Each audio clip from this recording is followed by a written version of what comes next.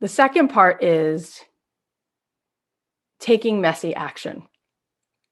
So most people that I speak to, they get a little taste of what I just said. And then I say, great, now go do something with that. What action do you want to take today? And they go, oh God, this is where I just fall apart.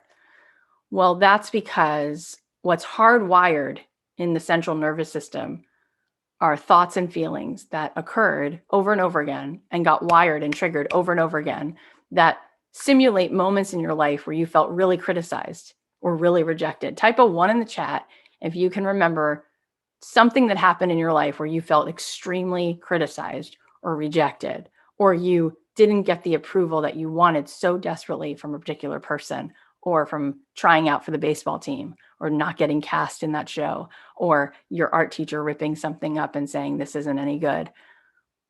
There's just so much of it, or your mother telling you you're not thin enough, or whatever the story is, that gets hardwired. And when people say to me, I really want to build a business, I say, you don't have a business problem. You just have a courage problem. See, the confidence comes after courage. Courage comes first.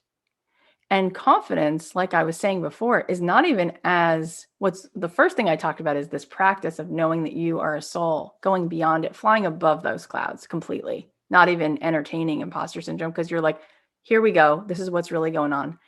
But what's more important than confidence is an open heart, love, generosity, enthusiasm.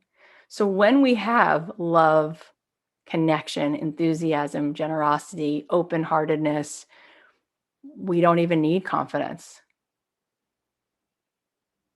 But when you have that and you take action, you do start to have confidence, because confidence comes, it's acquired by doing something. The first time I went into labor, very scared. The third time I went into labor, felt confident because I had done it twice. The first time I French kissed a guy, I was freaking out. I remember asking my friend Kelly 8 times, what do you do? How do you do it? And she was like trying to describe it. And I was like, that sounds disgusting. I won't be able to figure it out. This is horrible. I can't believe adults live this way. And then, of course, you figure out, you're like, I'm good at this. And then you're like, oh, now there's that next thing. That's even more scary, right? So we get confidence. The more we drive, the more we write, the more we parent, you get confidence. But what comes first is courage, an open heart, and all the resources that matter more, like enthusiasm, generosity, all of that stuff, which you have in spades. Which brings me to my next point, which is relationships. And why relationships? Because the best way to get the confidence from doing step 2, which is messy action, is to take the messy action by giving to another person. When we're in service, we get to practice giving love away, giving compassion away. And that starts to fuel us and make us realize, oh my gosh, A, that feels really good. B, that person felt really good.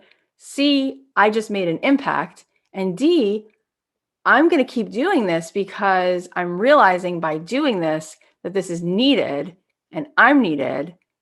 And now I can't stop doing this. And now the universe will start to send you tons and tons and tons of opportunities to start checking out. And you'll go, wait, do I want this? Well, now there's all these things for me to consider, just because I decided to raise my hand and be available.